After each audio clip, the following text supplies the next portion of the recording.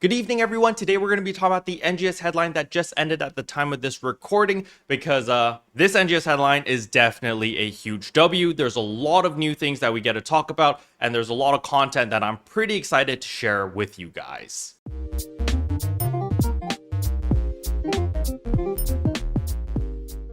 So the very first thing I want to talk about is, of course, yes, there is new story. We are getting 2 new mini episodes. I know a lot of us are hoping for like a full-blown episode, but I don't think that's the direction Sega wants to go at the moment. So yes, we're just gonna get more mini episodes. So the first one is gonna be about Zeffetto. So that is pretty cool because, you know, Zeffetto was a cool character, but we never really got that much screen time on him. You know, he kind of just popped out and then died, and then I don't know where he went, just poofed into the ether. So it will be nice to get a little bit more information about him. The second episode is going to be about Hibana. Hibana is one of the team members of Glenn as well as Crawford. She died like 10 years ago, and that's why Glenn is the way he is and why Crawford built the central cannon or something. I don't remember what the story was about, but nevertheless, we get to find a little bit more information about these 2 characters. However, none of that really matters because the main meat and potatoes of this update is gonna be the new System EX style. This is the thing that I kind of hinted in yesterday's video, and I'm super excited to share with you guys more information about it. But basically, we have 3 new EX styles. There's EX style A, B, and C. That's literally what they're called. They have full names, like B is Blitz, C is Celeste, and then A is Andros. But, you know, literally the developers themselves called it, oh yeah, just call it style A, B, and C, just for simplicity's sake. So that's what I'm gonna do. So basically, style A is gonna be for melee classes, style B is for range classes, and style C is for technique classes. That's the general cookie cutter process that the devs went with. However, you can use different styles on melee classes. For example, let's say that you don't want to use style A with melee classes, you want to use style B or style C, you can do that. And so it's very flexible and you got to mix things up quite a bit. Now, the thing about this new EX style is it actually gives you an additional photon blast. It gives you a follow-up photon blast, or I believe it's called like an after blast is what they called it in game. So after you do your regular photon blast, you can do another one. And depending on what style you have, it does something different. So if you're using style A, which is of course the melee one, you literally do Saber's Excalibur. You pull out a giant sword out of your butt and you just go Excalibur, and you just blow everything up in front of you. It's absolutely impressive. It's amazing. You get a nice little cutscene. So it kind of, you know, it adds to that effect of like, wow, I'm really powerful. Now, I know a lot of min-maxers out there, or a lot of people who are just farming and probably don't want to see the same animation 10 billion times. You can disable the animation. So, you know, maybe you get sick of seeing yourself pulling a sword out of your butt and you're like, I don't want to do that anymore.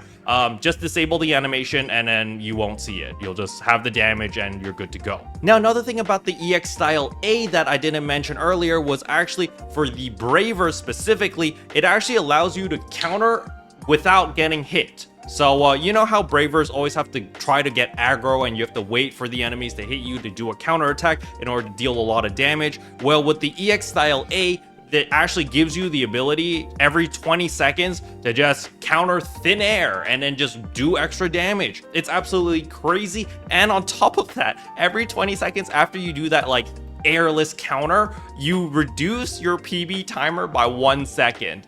So, yeah, it's great. It's a really cool system. And on top of all of that, you know, it basically, every single style complements a very specific class or a very specific play style to make it even greater. For example, a style B is definitely going to help gunners a lot. So what I'm going to do is I'll go over all of these things when they release in-game, as it will be a lot easier to just show you instead of just kind of explaining to you, as I don't have any B-roll to actually show you. Now, if you really want to know information about how every little thing works on all the different styles, I will link Kathy's video in the description below. It's 6 minutes long. It literally breaks everything down, everything that you need to know about the EX styles. I literally watched the video to find out what all of these did, and I'll just like, oh, now I understand. So if you really care about it and you really want to know about everything about the EXL right now, just click on Kathy's video, go there, watch that video. It's 6 minutes long and you'll know everything. All right. However, other than that, we also are getting a level cap increase to level 110, so that's also super exciting. Now, Crimson Realm is also making its return. Sega is absolutely cucking us again by making the Crimson Realm available for only 1 week. So on October 1st until October 8th, you've got a 1-week window to farm as much Crimson Realm as you possibly can, and then it will just poof into the ether again and disappear. So you need to farm in this Crimson Realm. You need to take advantage of this because of a new capsule. As we can see here, there is a new capsule called the Tera Triyal. In order to make the Tera Triyal, you're going to need 10 Giga Trials and 50 of these Grau Trias. So these Grau Trias only drop in Crimson Realm and you need 50 of them. Just think of how we have to deal with our lowest health finales right now. You know how we have to get our Bastia capsules? It's the same thing, except for your Giga Trial. So instead of Giga Trials, we're going to be making Tera Trials. And so the same process is going to happen over here. I do believe that the Grau Trias are going to be sellable on the market, just like how the Bastias are. So, you know, for those who missed the past 2 days or have been living under a rock, I've made over 20 million Meseta in literally 2 days by just selling every single Bastia capsule that I've made. So, yeah, when this rolls around on October 1st, farming Crimson Realm as much as you can. Every single Grau Triad that you get, just throw it on the market immediately and sell it for a ton of money. You're gonna make so much profit just by doing that. All right. Now, of course, if you're a min-maxer out there, just buy all of them from the market and make your Tera Trial ASAP. Because once the Crimson Realm goes away, remember, we only have 1 week of Crimson Realm, but once that goes away, well, guess what? You won't be able to obtain your Grau Trias anymore because there's no Crimson Realm. Sega has done this before many times in the past, literally since 4 years ago, where they release something cool and they're like, yeah, go play it. And then they take it away from you and they're like, oh yeah, you can't obtain this item anymore until the next Crimson Realm comes out. Good luck. So please take advantage of this and basically farm like crazy for the 1 week that Crimson Realm is available. Make all your Grau Trials and just, you know, make your profit if you want to make your profit. And for those who actually want the Tera Trials, you better make sure that you get your Tera Trials before that week ends, because the prices will only continue to go up as supply will continuously decrease and demand will increase, right? So that is something that you need to keep in mind. Now, another thing is some balance adjustments to Line Strike. Honestly, I see wall of text, I turn off, Unga Boonga Brain, do not understand, card game go boom. Now, other than that, they've also added a new face option to the salon. Again, this is free for everyone. You don't need to purchase anything. Literally, you just launch the game, and on October 1st, it's magically just going to be there. It's the Foul Tech face. It's sort of a mecha face without a mouth-ish, that I guess. I don't really know. But I like this face over here, this sad face over here. That's me inside whenever I grind for my crest cubes for like 30 hours and I don't get anything. This is literally how I feel inside. Now, other than that, of course, there is a bunch of quality of life improvements, and they are all really, really good improvements. Like, these aren't just like some BS quality of life improvements. These are some actually meaningful ones. So the first one is going to be like, you know, when you're enhancing your items and you're feeding it golden prim swords and other enhancement stuff, and you could overfeed before, so you would waste like a golden prim sword or a golden prim armor or whatever. That is not possible anymore, as it will actually stop you. When you hit the max level on a sword or whatever, it'll be like, stop, you can't feed any more enhancement materials, you've hit the max, you've hit the cap already, you're good to go. And that way you don't waste any enhancement materials on that. This also is going to apply with your N augment transfer passes. So, you know, when you're doing a transfer from your augments, you don't accidentally waste these, because if you do waste these, it's like, oh, well, I gotta farm another 6 months to get another of these augment transfer passes, and that just really, really sucks. So these are really good changes. However, more importantly is going to be this right here. So, you know, when you finish an urgent quest or you finish an LTQ or finish any sort of quest, you have to wait for the total evaluation. You got an S rank, an A rank, or whatever. And then after you see this, then you see your loot. Well, now that's not going to happen. It's just going to happen simultaneously. You get to see your rank and you see your loot over here. This is going to speed up the process significantly, especially for those who actually do dual quest and still fight Masquerade, because my god, you literally have to sit there for like 20 seconds waiting for your loot to come out. It's absolutely abysmal and I hate it. So this is a very welcome change. Now, another quality of life improvement is, of course, the reminders now. So when you log in, it used to just tell you in your little chat box, like, oh, you know, certain items are going to expire soon. Or I think it says like you have items in your inbox that will be expiring soon, and it doesn't actually specify what's expiring. Well, now you actually get like a straight up pop-up. As you can see here, items nearing expiration, it actually pops up and tells you what the items are. So that is also really nice. But more importantly is you can actually use your scratch tickets as well as your reward box medals in your storage. So in order to use these before, you had to take it out from your storage, put it into your inventory, and then you could use it. Well, now you're going to be able to use everything directly from your storage. So that is really, really nice. The next thing is a 100 free SG scratch pulls. This is really nice for those who missed out on a lot of cosmetic items. You literally get 100 free pulls. You get 10 free pulls every single day. So you do need to log in a total of 10 days throughout the duration of this campaign. But it's 100 free pulls. You're going to get a lot of cosmetic items, especially if you're a new or returning player. You know, there are some really nice looking outfits over here. So if you did miss out on these, you're going to be able to get them. And then, of course, for my existing players or my veteran players, you can just turn all of your duplicates into SG Recycle badges and then use them to buy other stuff. Next up is, of course, the collaboration with Guilty Princess. This came out of nowhere. Everyone was like, oh, it's going to be Sonic Racing or Sonic or something. And so when we got this absolute peak Gooner stuff, I was like, nice. The reason why I say this is so great is because I know the artist over here, Tony Taka. For those who don't know who Tony Taka is, he's a very, very talented artist that draws a lot of doujins, and yes, his art style is fantastic. So of course we do need to take a quick look at the AC scratch over here, and yeah, it's basically bunny girls, cat girls, fox girls, all in maid outfits. So very nice. Now, there is one downside to this scratch, and that is, of course, the weapon camos, or the different weapons. None of them work for katana. So if you're a katana main like myself, well, GG, RIP us. Even these twin swords over here, they don't work for katanas. They work for twin daggers, and they work for soaring blades, but they don't work for katanas. All right, next up is, of course, the seasonal event. We will be getting the limited time event Halloween 2025.